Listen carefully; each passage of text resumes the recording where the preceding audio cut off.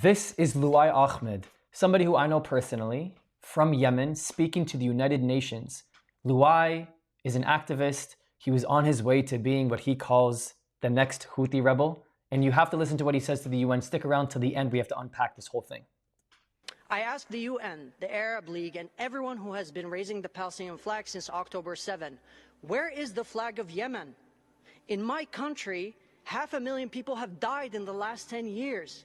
The biggest famine and humanitarian crisis in modern history. Why does no one care when 500,000 Yemenis die? What about Sudan? In less than 2 years, more than 150,000 people have been killed. Where is the flag of Sudan?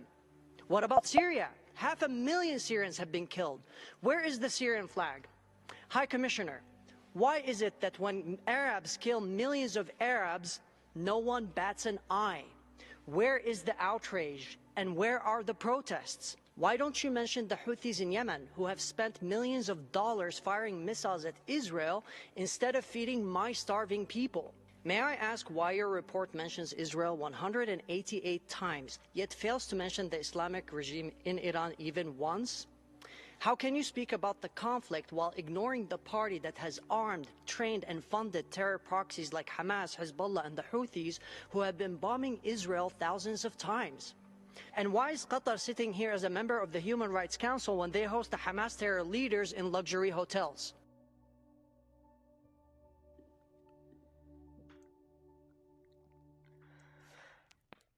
Very, very motivating individual who spends his time holding other people accountable in the Arab world.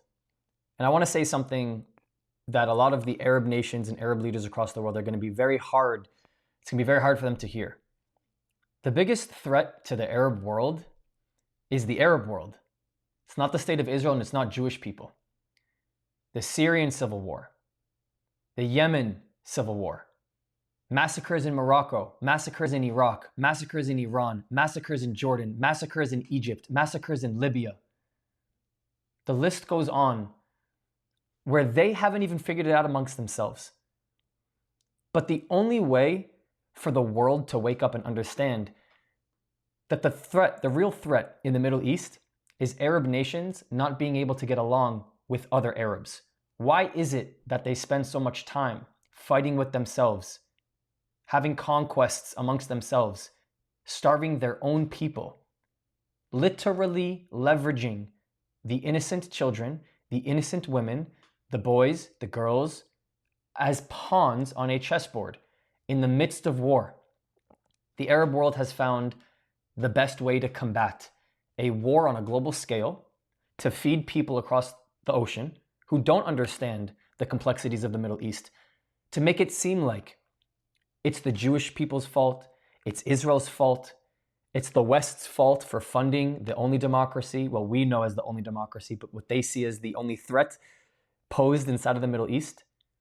But yet, when the IDF disengaged themselves and left the Gaza Strip in 2005, 2006, Hamas members went across the Gaza Strip. They found those who were part of Fatah, which currently place themselves inside of the West Bank. They would hang them. They would find them in the street. They'd eviscerate them. This is on video. Like, you can go find this stuff on the internet, because they had no choice but to take over with their own power and their own violence and threat inside of the Gaza Strip to make sure that no one else posed a different way to build what they built over the past 2 decades. And the IRGC has given permission for all of these groups to act this way, because they know that the manipulation that has been happening in the back end to everybody else across the world, this would be a way to disguise the evil actions happening. And just now, a week ago, less than a week ago, in Syria, you're seeing minority groups get manhandled in the streets of Syria. The Alawite communities, these minorities just getting eviscerated. You see the Syrian rebels making them crawl through the streets of Syria, barking like dogs before they go get annihilated on camera. I mean, where is the UN talking about the condemnation and condemning Arab people treating Arab people, other Arab people, like that? Because when you go to Israel, you're not seeing people put up their guns and their swords and they're fighting against one another just to be able to have some sort of a conquest. Do Israelis and Jews have it figured out? No, we absolutely do not. But we don't go to the extent of now we have an actual full war with one another because we have our differences. We don't have the same beliefs in religion. We don't have the same culture. Maybe we don't come from the same background. And maybe we don't believe in God the same exact way. But there's nowhere that we've been given permission to then turn our backs against our own nation, our own family. And you see this repetitively through history. You see this repetitively in the Arab world. And like Luai just did in front of everyone, talking about how the UN spends so much of their mental real estate and time focusing on the I word, Israel, instead of focusing on what is really happening between its neighbors. Because somehow the world thinks that Israel, this little sliver of land, has a group of nations that apparently are being posed a threat by this little sliver of land, as if they're all on the same team, just trying to play against this middle player. Meanwhile, you have Syrian rebels inside of Syria demolishing innocent women and children. You have Hamas obliterating innocent women and children. You have Yemen eviscerating, butchering innocent women and children in Yemen. And you have, it goes all across the board. And you know what's interesting is, Israel being the only Jewish state in the world, I can't sit here and talk about all of the people being eviscerated, people being butchered, people being massacred, people being, violently treated by other Jewish people, because there is no other Jewish nation. You don't see this in Australia. You're not seeing Israelis combating Israelis in Japan. You're not seeing Jews combating Jews in Venezuela or New York or San Diego. We only have one state. We only have one nation.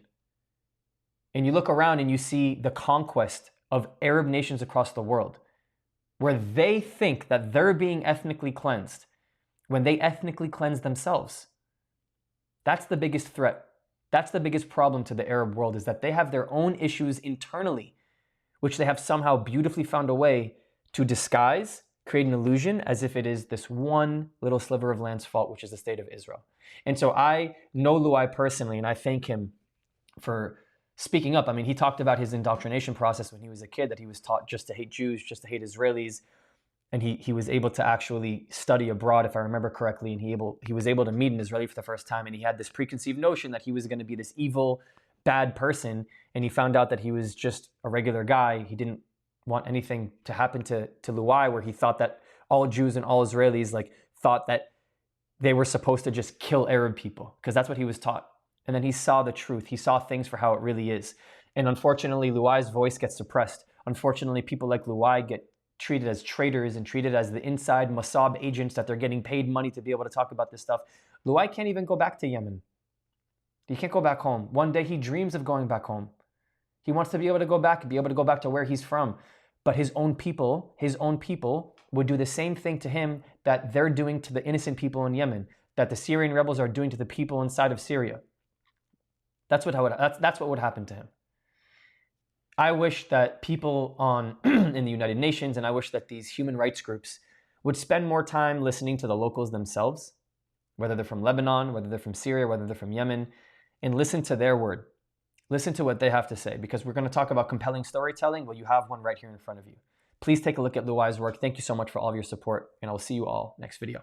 Introducing to you the hottest new series coming out of the Holy Land, The Israel You Don't See, where I provide a boots on the ground reality every single week, uncovering the untold stories of your everyday Israeli people. It is only accessible here on Patreon every single week. The link is in the description. Join right now. It is the best way to support my channel, and you can also support on PayPal or buy me a coffee. Thank you so much. I'll see you next video.